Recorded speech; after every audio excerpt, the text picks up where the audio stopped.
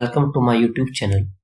आज हम एरर उसके टाइप्स के बारे में पढ़ेंगे। तो आज का हमारा टॉपिक रहेगा टाइप्स ऑफ एरर।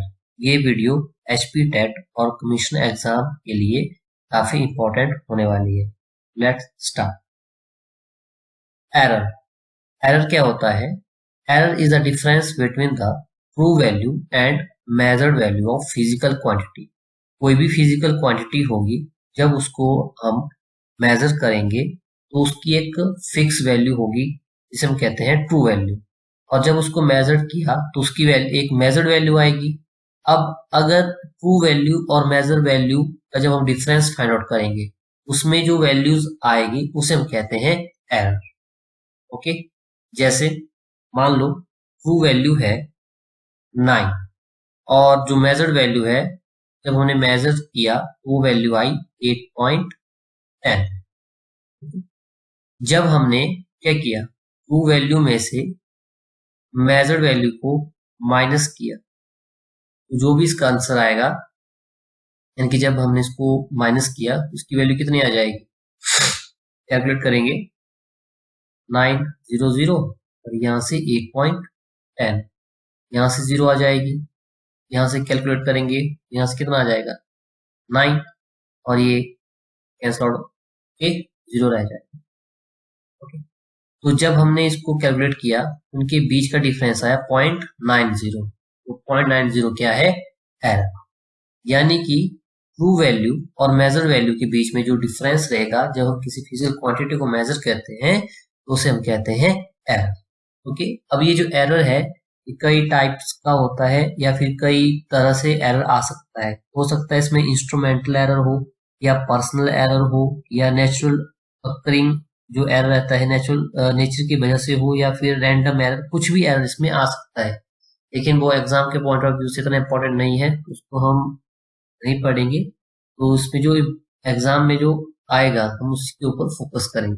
ओके, अगर सिंपल सा पढ़े तो इंस्ट्रूमेंटल एरर हो सकता है कि इंस्ट्रूमेंट की वजह से जो एरर आए, हो सकता है कि इंस्ट्रूमेंट जो वैल्यू मेजर कर रहा वो थोड़ा पॉइंट्स में गलत मेजर कर ले। पर्सनल एरर यानी कि खुद की वजह से, अगर किसी फिजिकल क्वांटिटी को आप मेजर कर रहे हो, अगर आपका ध्यान नहीं है तो उस टाइम जो एरर आएगा उसे हम कहते हैं पर्सनल एरर।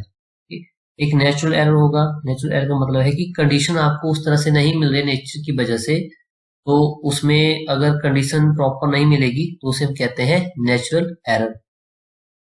रैंडम एरर में रैंडमली कुछ भी एरर आ सकता है, उसमें इरेगुलरिटी कुछ भी हो सकती है, उसे हम कहते हैं रैंडम एरर।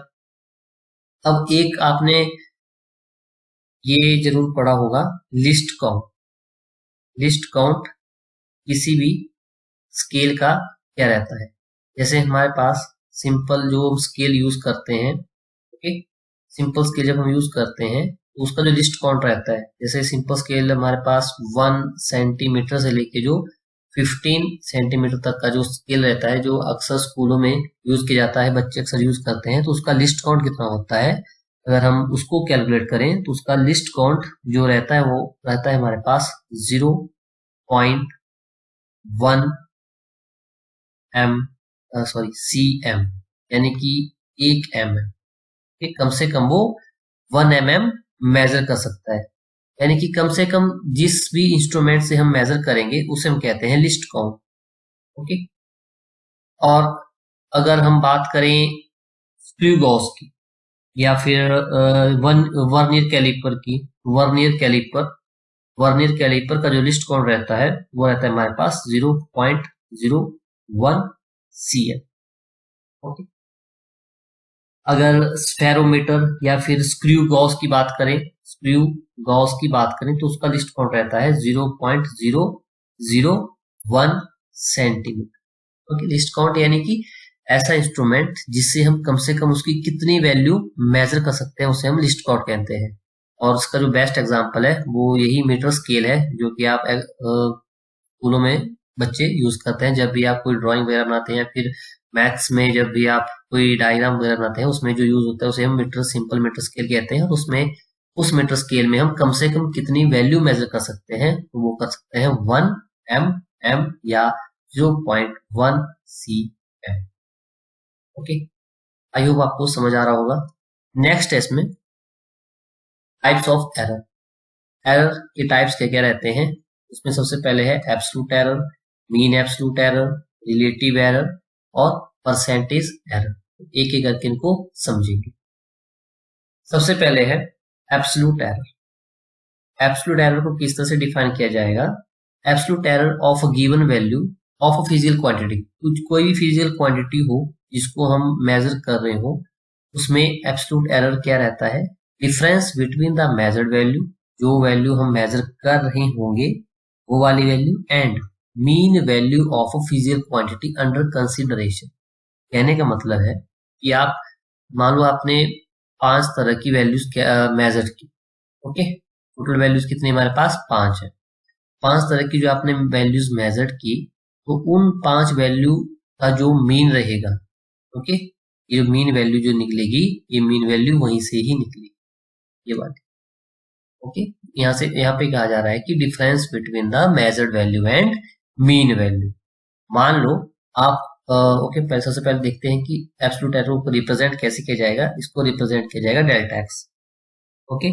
हम इसको रिप्रेजेंट करेंगे डेल्टा एक्स से। अगर हम ith वैल्यू की बात करें या फिर nth हो, ith हो, कोई वैल्यूज हो, यहाँ तो सिर्फ 5 ही वैल्यूज मैं यहाँ पे कंसिडर कर रहा हूँ, तो ith वैल्यू की बात करें तो एब्सोल्यूट एरर किस तरह से लिखा जाएगा? ये लिखा जाएगा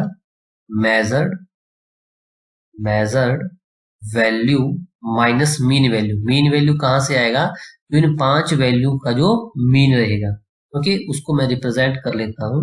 इसको पहले लिख लेता हूँ मीन वैल्यू। लिखने का तरीका क्या रहेगा?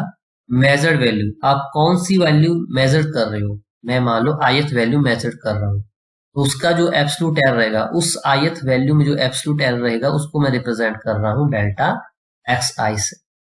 मेजर्ड वैल्यू ith वैल्यू है, माइनस मीन वैल्यू, उसको मैं रिप्रेजेंट कर रहा हूँ एक्स बार से। उसको लिखने का तरीका यही रहेगा, delta x i is equal to x i minus x bar. अब ये जो डेल्टा एक्स आई है, ये पॉजिटिव वैल्यू भी हो सकती है, नेगेटिव वैल्यू भी हो सकती है, ओके। इसका एक बाद में एग्जांपल करेंगे, इससे आपको बिल्कुल क्लियर हो जाएगा कि एब्सोल्यूट एरर को हम फाइंड आउट कैसे, ओके। अगर यहाँ पे सिंपल सा एग्जांपल दूं, तो मान लो मेरी फर्स्ट वैल्यू 0.1, 0.2, 0.3, 0.5 या 0.6, इस तरह की 5 वैल्यूज हैं। इन 5 वैल्यूज में किस किस वैल्यू के लिए मैं एब्सोल्यूट एरर फाइंड करूंगा, तो किस तरह से फाइंड करूंगा? मान लो मैं 0.3 के लिए एब्सोल्यूट एरर फाइंड कर रहा हूं, तो एब्सोल्यूट एरर 0.3 के लिए क्या रहेगा? यहाँ से अगर मैं कैलकुलेट करूं तो क्या रहेगा? सबसे पहले इन पांचों वैल्यूज का जो मीन आएगा उसको मैं एक्स बार से रिप्रेजेंट कर लूंगा, जो मीन रहेगा उस मीन को मैं माइनस कर दूंगा किसमें से? जिसके रिस्पेक्ट में मैं इसको फाइंड आउट कर रहा हूँ। मान लो 0.3 के रिस्पेक्ट में फाइंड आउट कर रहा हूँ, 0.3 में से जो मीन आएगा उसको माइनस करेंगे तो हमारे पास रिजल्ट आ जाएगा एब्सोल्यूट एरर। अब इसका जब हम एग्जाम्पल सॉल्व करेंगे तो वहां से और अच्छा आपको समझ आएगा। नेक्स्ट है mean value error. Mean value error को किस तरह से डिफाइन किया जाएगा? तो इसमें रहेगा the average of all absolute error of measurement. जो भी मेजरमेंट हम कर रहे हैं, फिजिकल क्वांटिटी की मेजरमेंट जो हम कर रहे होंगे, उसमें जो एब्सोल्यूट एरर जो आएगा उसका जब हम एवरेज करेंगे, ओके, या फिर हम कह सकते हैं जब हम उसका मीन करेंगे। मान लो यहाँ पे फर्स्ट जो एब्सोल्यूट एरर आया वो मान लो x1 है, सेकंड आ गया डेल्टा x2 आ जाएगा, थर्ड डेल्टा x3 आ जाएगा। तीन ही वैल्यू मैं यहाँ पे कंसीडर करूंगा, तो इन तीनों वैल्यू का जो एवरेज रहेगा तो क्या रहेगा? Delta x1 plus delta x2 plus delta x3 upon 3, इसकी एवरेज आ जाएगी।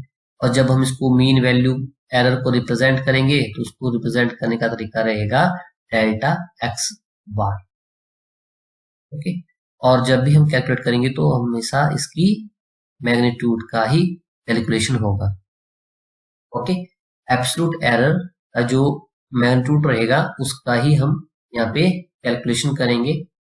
नेक्स्ट रहेगा इसमें रिलेटिव एरर। अब रिलेटिव एरर को किस तरह से डिफाइन किया जाएगा? रिलेटिव एरर ये रेशियो रहती है एब्सोल्यूट एरर या मीन एब्सोल्यूट एरर की, किसके साथ? ट्रू वैल्यू या mean value of physical quantity. जो भी फिजिकल क्वांटिटी होगी जिसको हम मेजर कर रहे होंगे उसमें हम रेशियो किसकी रखेंगे, जो एब्सोल्यूट एरर होगा या मीन एब्सोल्यूट एरर होगा, इसके साथ में ट्रू वैल्यू या मीन वैल्यू के साथ। इस तरह से रिलेटिव एरर को रिप्रेजेंट करेंगे delta. Okay, alpha beta gamma delta जिस तरह से आता है उसमें इसको हम डेल्टा कहते हैं, डेल्टा एक्स से।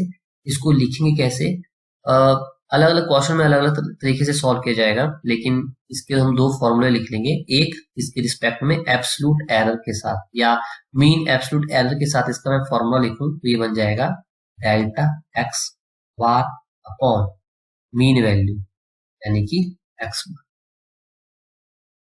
क्या रहेगा, delta x bar upon x bar. या फिर अगर ये फॉर्मूला अगर आपको ना मिले, दूसरा फॉर्मूला रहता है उसकी जो एब्सोल्यूट एरर रहेगा। ओके, एब्सोल्यूट एरर को किस तरह से रिप्रेजेंट किया जाता है, डेल्टा एक्स से। और एब्सोल्यूट एरर या एब्सोल्यूट एरर आयत जिसको हम रिप्रेजेंट करते हैं, एब्सोल्यूट एरर को आप इसके साथ रेशियो में लिखिए ट्रू वैल्यू के साथ, जो ट्रू वैल्यू उसकी रहती है क्योंकि क्वेश्चन में आपको दी गई होगी। ये भी कई जगह पे यूज होगा और कुछ जगह पे ये वाला फॉर्मूला यूज होगा, तो दोनों फॉर्मूले का यूज कर सकते हैं। और रिलेटिव एरर क्या रहता है, रिलेटिव एरर रहता है ratio of the mean absolute error upon mean value या फिर absolute error upon true value.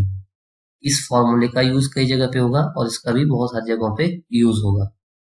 Next है परसेंटेज एरर। परसेंटेज एरर बिल्कुल सिंपल सा है, इसमें क्या करेंगे, जो रिलेटिव एरर होगा उसकी मल्टीप्लाई आप कर लेंगे किसके साथ, 100 के साथ। इस तरह से अगर परसेंटेज एरर आपसे पूछ लिया जाए, परसेंटेज एरर अगर आपसे पूछ लिया जाए तो क्या करेंगे, जो रिलेटिव एरर होगा जिसमें mean absolute error upon mean आप यहाँ पे लिख लेंगे इनटू 100 परसेंटेज लिख के इसको आप डिफाइन, रिलेटिव एरर इनटू 100%, ये क्या बन जाएगा, percentage error. Okay, I hope आपको जो जो बातें बताई हैं वो समझ आई होंगी। तो हमने इस तरह से एब्सोल्यूट एरर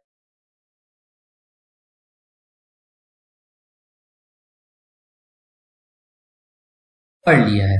अब हम यहाँ से एक न्यूमेरिकल सॉल्व करेंगे और न्यूमेरिकल से आपको और अच्छी तरह से ये समझ आएगा कि किस तरह से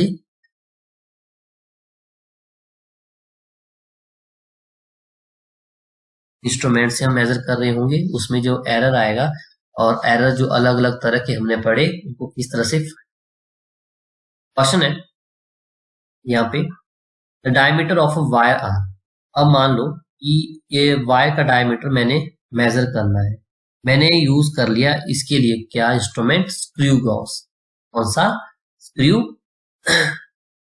स्क्रू गॉज या स्क्रू गेज, इसको हम बोल सकते हैं स्क्रू गॉज स्क्रू गेज। उससे हमने डायमीटर फाइंड आउट करना है वायर का। ओके, अब जब हम इस वायर का डायमीटर फाइंड आउट करेंगे उसमें हर बार मैंने वायर का डायमीटर फाइंड किया तो उसके लिए अलग अलग वैल्यूज आई। कौन कौन सी वैल्यूज आई, एक बार 2.04, एक बार 2.06, एक बार 2.08, 0.27 और सॉरी शायद मैं गलत बोल रहा हूँ, 2.04, 2.06, 2.08, 2.07, 2.05 mm में इनकी वैल्यूज आई। अब हमने फाइंड आउट करना है absolute error, mean absolute error, relative error, percentage error. सबसे पहले हम एब्सोल्यूट एरर को किस तरह से डिफाइन करते हैं उससे पहले लिख लेते हैं। एब्सोल्यूट एरर को किस तरह से डिफाइन किया जाएगा, ये इनकी डायमीटर्स की बात है, तो डायमीटर्स में हम किस तरह से उसको डिफाइन करेंगे। एब्सोल्यूट एरर के लिए जो भी वैल्यूज मैं फाइंड आउट करना चाहूंगा उसके रिस्पेक्ट में, जैसे delta D I is equal to, इस तरह से लिखा जाएगा। उसको लिखने का तरीका रहता है कि कौन सी वैल्यू मैं फाइंड आउट कर रहा हूँ, मान लो d i value find out कर रहा हूँ और इसको मैं माइनस करूंगा उसके मीन से। ये फॉर्मूला रहता है एब्सोल्यूट एरर के लिए कि किसके रिस्पेक्ट में फाइंड आउट करनी है, तो वो वाली वैल्यू माइनस उन सभी का मीन। सबसे पहले मुझे यहाँ से क्लियर दिख रहा है कि मुझे मीन यहाँ से फाइंड आउट करना पड़ेगा। सबसे पहले मीन फाइंड आउट कर लेते हैं। मीन फाइंड आउट करने के लिए क्या करेंगे, सभी वैल्यूज को यहाँ पे प्लस कर लेंगे, 2.04, 2.06, 2.08, 2.07 प्लस 2.05। ओके, सभी वैल्यूज को मैंने यहाँ पे प्लस कर लिया। कौन कौन सी? 2.04, 2.06, 2.08, 2.07, 2.05। कौन कितनी वैल्यूज हैं? 1 2 3 4 5, ये 5 है। जब इनको कैलकुलेट करेंगे तो आप इजीली इसको कैलकुलेट करेंगे और इसकी वैल्यू आ जाएगी 2.06 mm। ओके, मैं डायरेक्टली यहाँ पे इसकी वैल्यू लिख रहा हूँ। जो भी इनको प्लस करके आएगा उसको 5 से डिवाइड कर लेना है। 5 से डिवाइड करने पे जो आंसर आएगा वो रहेगा 2.06 mm। ये वैल्यू आ गई हमारे पास मीन की। ठीक है, तो इसको मैं D1 मान लूं, इसको ये D2, D3, D4 और ये D5। अब जब एवरेज हमारे पास आ चुकी है या जो मीन हमारे पास आ चुका है, उसके बाद हम एब्सोल्यूट एरर किस तरह से फाइंड आउट करेंगे। क्या सीखा हमने अभी? इस तरह से एब्सोल्यूट एरर फाइंड आउट किया जाता है कि मैं मान लो डेल्टा D1 के लिए मैंने एब्सोल्यूट एरर फाइंड आउट करना है, तो क्या वैल्यू रहेगी? यहाँ से जो D1 की वैल्यू रहेगी D1 माइनस D1, तो ये आ जाएगा 2.04 माइनस 2.06। तो कैलकुलेट करेंगे, आंसर आएगा। ये वैल्यू बड़ी है, ये छोटी है, तो माइनस का साइन आ जाएगा, साथ में 0.02 mm। उसी तरह से अगर मैं डेल्टा D2 के लिए फाइंड आउट करूं तो ये आ जाएगा D2 माइनस D1, ये आ जाएगा 2.06 माइनस 2.06, ये आ जाएगा 0। इसी तरह से डेल्टा 3 के लिए फाइंड आउट करें तो ये आ जाएगा D3 minus D1। Delta D4 के लिए कैलकुलेट करें तो D4 माइनस D1, और D5 डेल्टा D5 के लिए कैलकुलेट करें तो आ जाएगा D5 माइनस D1। अब इसके बाद आप इसको खुद करें, आपको अच्छी तरह से समझ आएगा। ओके, अब ये जो तरीका मैंने बताया, इससे आप इसको कैलकुलेट इजीली कर पाओगे। डेल्टा D1 डेल्टा D2 के लिए मैंने खुद कैलकुलेट कर लिया है। अब इसके अलावा आप delta D3 delta D4 delta D5 के लिए कैलकुलेट कर लें। मैं इसके डायरेक्ट आंसर यहाँ पे लिख लेता हूँ। जब हम D3 माइनस D1 करेंगे तो आंसर आ जाएगा 0.02 mm। नेक्स्ट जब D4 माइनस D1 करेंगे तो आंसर आ जाएगा 0.01 mm, और D5 माइनस D1 करेंगे तो आंसर आएगा 0.01 mm। Okay, I hope, sorry यहाँ पे माइनस साथ में रहेगा। आई होप आपको समझ आया होगा इस तरह से हमने इसको सॉल्व। ओके, अब नेक्स्ट हमने इसमें सॉल्व करना है मीन एब्सोल्यूट एरर। मैं इसको यहाँ से इरेज कर लूंगा, आप इसको नोट कर लें। अब हम फाइंड आउट करेंगे मीन एब्सोल्यूट एरर। अब मीन एब्सोल्यूट एरर के लिए हमने क्या कहा था? जब भी mean absolute error find out किया जाएगा उसको लिखने का तरीका वही रहेगा कि जो डेल्टा D1, अब यहाँ पे delta D1 plus delta D2 plus delta D3 plus delta D4 plus delta D5, लेकिन इन सभी के मैग्नीट्यूड को ही आपस में प्लस करेंगे। हमने जब डेफिनेशन पढ़ी थी वहां भी बताया था, सिर्फ इनके मैग्नीट्यूड को ही प्लस करें अपॉन 5, जितनी भी ये वैल्यूज हैं। जब मीन एब्सोल्यूट एरर हम फाइंड आउट करेंगे तो इसका आंसर किस तरह से आएगा? डेल्टा D1 की वैल्यू कितनी है? 0.02 मैग्नीट्यूड प्लस 0.02 इसका मैग्नीट्यूड प्लस 0.01 इसका भी मैग्नीट्यूड प्लस 0. सॉरी, यहाँ पे डेल्टा 2 के लिए 0 आ जाएगा, मैं इसको यहाँ लास्ट में लिख रहा हूँ, प्लस जो लास्ट वैल्यू थी वो माइनस में थी, माइनस 0.01 और ये अपॉन 5। जब इसको मैग्नीट्यूड से बाहर लिखेंगे तो ये बन जाएगा 0.02 D1 के लिए, D2 डेल्टा D2 के लिए आ जाएगा ये 0, डेल्टा D3 आ जाएगा 0.02, डेल्टा D4 0.01, डेल्टा D5 0.01, क्योंकि ये माइनस मैग्नीट्यूड से कट हो जाएगा, तो ये अपॉन 5। जब इसको कैलकुलेट करेंगे तो ये बन जाएगा 0.012 mm। ओके, जब हम इस वैल्यूज को कैलकुलेट करेंगे, इनको प्लस करेंगे आपस में और डिवाइड 5 करेंगे, ये बन जाएगा 0.012 mm। तो ये वैल्यू रहेगी मीन एब्सोल्यूट एरर के लिए। ओके, यहाँ पे मैं लिख लूं एक बार, जो एब्सोल्यूट एरर आया उसकी वैल्यू आई थी हमारे पास कितनी, ये वैल्यू अलग अलग सभी के लिए अलग अलग आई थी, delta D1, delta D2, delta D3, delta D4, delta D5 के लिए अलग अलग वैल्यू आई थी। लेकिन मीन वैल्यू जो आई थी हमारे पास वो अभी कितनी आई थी, 0.012 mm। और जो मीन हमने फाइंड आउट किया था, मीन या फिर मैं कहूं एवरेज, उसकी वैल्यू आई थी 2.06 मिली। अब बात करते हैं रिलेटिव एरर। रिलेटिव एरर को किस तरह से रिप्रेजेंट किया जाएगा, डेल्टा एक्स से। अब इसको किस तरह से लिखा जाता था, जो मीन एब्सोल्यूट एरर है उसको डिवाइड कर दीजिए मीन से, तो आपकी क्या वैल्यू आ जाएगी, रिलेटिव एरर। तो रिलेटिव एरर यहां से डेल्टा एक्स बार यानी कि डेल्टा मैं यहाँ पे लिख सकता हूँ डी बार अपॉन मीन, जो डी बार था वो कितना आएगा, वो आ जाएगा यहाँ से मीन एब्सोल्यूट एरर की वैल्यू थी 0.012 mm अपॉन, और मीन की वैल्यू थी 2.06। जब इसको कैलकुलेट किया गया, ओके, तो इसकी वैल्यूज कितनी आ जाएगी, ये आ जाएगी यहाँ से 12, और यहाँ से मैं 206 लिख लूँ, और यहाँ पे ये बन जाएगा 100, ये वाला 100 ऊपर चला गया, और ये 1000 नीचे 0। जब इसको कैलकुलेट करेंगे हमारे पास आंसर आ जाएगा 0.0058। ओके, यहाँ पे mm नहीं लिखा जाएगा क्योंकि ये एक न्यूमेरिकल वैल्यू है, क्योंकि इसके अप में भी सेम क्वांटिटी है, नीचे भी सेम क्वांटिटी रहेगी, दोनों के जो यूनिट है कट आउट हो जाएंगे। तो हमारे पास जो रिलेटिव एरर आएगा वो आएगा 0.005। और जब हम बात करेंगे परसेंटेज एरर की, परसेंटेज एरर का फॉर्मूला क्या रहता था कि जो परसेंटेज एरर, इसका फॉर्मूला रहता था कि जो भी रिलेटिव एरर है उसकी मल्टीप्लाई कर दीजिए 100 के साथ और परसेंटेज का साइन साथ में, तो क्या आंसर आ जाएगा 0.0058 इंटू 100। ओके, जब इसको कैलकुलेट करेंगे तो इसका जो आंसर रहेगा, इसको 1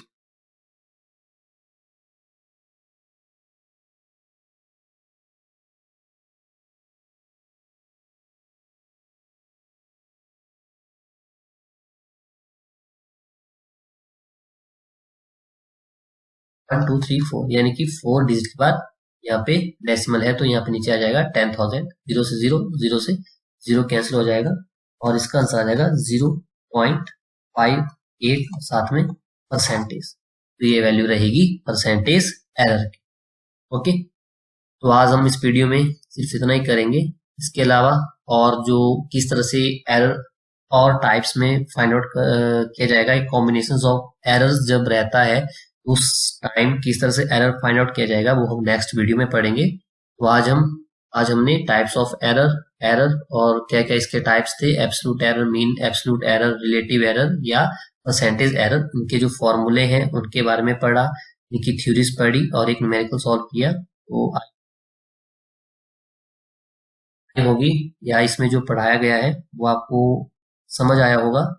नेक्स्ट लेक्चर जो रहेगा अनदर कॉम्बिनेशन ऑफ एरर पे रहेगा। तो आज के लिए इतना ही, थैंक यू। अगर आपको वीडियो पसंद आई हो तो वीडियो को लाइक करें, शेयर करें और हमारे चैनल को सब्सक्राइब जरूर करें।